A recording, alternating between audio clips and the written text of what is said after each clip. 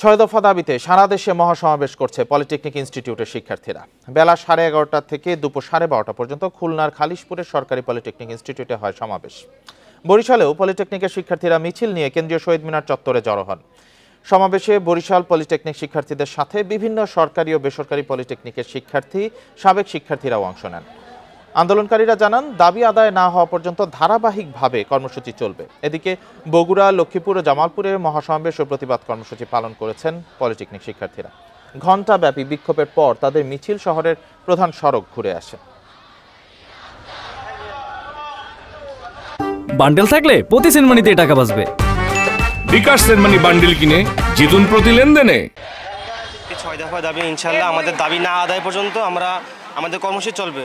জেলা প্রশাসক দিছে বহুতবার, এখন তারপরে এটা বাস্তবায়নে কোনো আমরা ফল পাই নাই। তার জন্য তো আমাদের এই কঠোর কর্মসূচি যতদিন যাবে কর্মসূচি তত কঠোর ঘোষণা হবে। যদি আমাদেরকে আজকের পরেও যদি আমাদের এই ছয় দফা দাবি বাস্তবায়ন না করা হয়, তাহলে আমরা এর থেকে কঠোর আন্দোলনে নামবো ইনশাল্লাহ। পলিটেকনিক ইনস্টিটিউটের শিক্ষার্থীদের মহাসমাবেশ নিয়ে আরো জানাতে রাজধানীর আগারগাঁও থেকে যোগ দিয়েছেন সহকর্মী আদিলুর রহমান। মহাসমাবেশ ঘিরে পলিটেকনিক ইনস্টিটিউটের শিক্ষার্থীদের আগারগাঁওয়ে কি কার্যক্রম দেখছেন?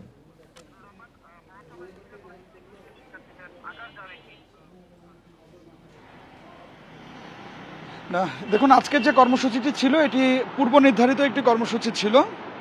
পলিটেকনিক ইনস্টিটিউটের শিক্ষার্থীরা দীর্ঘদিন ধরে তাদের যে 6 দফা দাবি, সেই 6 দফা দাবি নিয়ে তারা বিভিন্ন সময় আন্দোলন করছেন। গত কয়েকদিন আগে আপনি জানেন যে সড়ক অবরোধের মতো কর্মসূচি তারা পালন করেছেন, মিছিল করেছেন সন্ধ্যার সময়, এবং শিক্ষা মন্ত্রণালয়ে একটি বৈঠকেও তারা বসেছিলেন।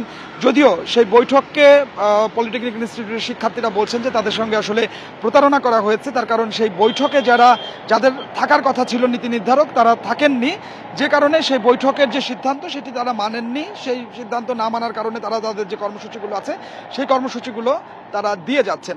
আজকে মূলত এখানে 12টার সময় তাদের যে মহাসমাবেশের যে কর্মসূচি, সেই কর্মসূচিটি আগারগাঁয়ে শুরু হয়, আর সেটি প্রায় 1.5 ঘন্টারও বেশি সময় ধরে এখানে সেই কর্মসূচিটি তারা করেন। এবং এখানে ঢাকা পলিটেকনিক সহ বিভিন্ন পলিটেকনিকের শিক্ষার্থীরা এখানে এসে জড়ো হয়েছিলেন। তাদের সঙ্গে যারা প্রাক্তন শিক্ষার্থী ছিলেন বিভিন্ন পলিটেকনিকের, তারাও এসে তাদের সাথে সমবেত হয়েছেন এবং তারা তাদের যে দাবি দেওয়াগুলো আছে সেই দাবি দেওয়াগুলো তুলে ধরেছেন। এবং কর্মসূচি শেষ করবার আগে তারা 48 ঘন্টার একটি আলটিমেটাম দিয়েছেন। সেই 48 ঘন্টাটি হচ্ছে আজকে দুপুর 12টা থেকে মঙ্গলবার দুপুর 12টা পর্যন্ত। তারা বলছেন যে এই 48 ঘন্টার মধ্যে তাদের যে দাবিগুলো আছে সেই দাবিগুলো যদি আসলে তাদের মানা না হয়, সেক্ষেত্রে তারা বাংলা ব্লকেড, লং মার্চ বা সড়ক অবরোধের মতো যে কর্মসূচিগুলো আছে, লাগাতার কর্মসূচি, সেটি দিতে তারা বাধ্য হবেন। এবং শিক্ষার্থীরা বলছেন যে তারা যতক্ষণ না পর্যন্ত তাদের দাবি দেওয়া পূরণ না হবে ততক্ষণ পর্যন্ত তারা শ্রেণীকক্ষে পাঠদানে ফিরবেন না, এবং একই সাথে তারা তাদের যে পরীক্ষাগুলো আছে সেই পরীক্ষাগুলোতেও তারা অংশ নেবেন না। তবে প্রত্যেক দিন তারা তাদের যে ক্যাম্পাস আছে সেই ক্যাম্পাসে যাবেন এবং তাদের যে দাবিগুলো আছে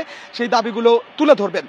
এই দাবিগুলোর মধ্যে কয়েকটি বিষয় আপনাকে একটু বলে রাখি, যে তাদের যে 4 বছরের ডিপ্লোমা যেটি আছে সেটি 4 বছর করার জন্য তারা দাবি তুলছেন, এবং তাদেরকে আলাদা একটি বিশ্ববিদ্যালয়ের অধীনে তাদের এই পাঠদান কার্যক্রম পরিচালনা করা হবে। এরকম 6টি দাবি তারা তুলে ধরছেন। আমরা শিক্ষার্থীদের সাথে আসলে কথা বলেছিলাম যে শেষ পর্যন্ত যদি আসলে তাদের দাবি দেওয়াগুলো মানা না হয়, তারা বলছেন যে যতক্ষণ পর্যন্ত তাদের দাবিগুলো মানা না হবে ততক্ষণ পর্যন্ত তাদের যে কর্মসূচি আছে সেই কর্মসূচিটি তারা পালন করে যাবেন। তবে আজকের যে কর্মসূচিটি আগারগাঁয়ে হয়েছে, এই কর্মসূচিতে খুব একটা নাগরিক দুর্ভোগ হয়নি। তার কারণ হচ্ছে একটি সড়কের মাঝখানে মূলত তারা অবস্থান করেছিলেন। প্রশাসনের পক্ষ থেকে আমরা দেখেছি যে অন্য যে সড়কের অন্য যে পাশটি ছিল সেই পাশটি দিয়ে যানবাহন চলাচল করেছে। অর্থাৎ সব মিলিয়ে যেটি বলা যায় যে আজকে মহাসমাবেশের কর্মসূচিটি শেষ হয়েছে পলিটেকনিক ইনস্টিটিউটের শিক্ষার্থীদের। আগামীকাল কোনো কর্মসূচি নেই। মঙ্গলবার দুপুর 12টা পর্যন্ত সময় বেঁধে দেওয়া হয়েছে, তাদের 48 ঘন্টার আলটিমেটাম। এরপরে আসলে তারা তাদের যে 48 ঘন্টার আলটিমেটাম যদি দাবি মানা না হয় এর মধ্যে, তাহলে আরো কঠোর কর্মসূচিতে যাবে তারা, এমনটাই জানা যাচ্ছে। সহকর্মী আদিলুর জানাচ্ছিলেন আগারগাঁও থেকে।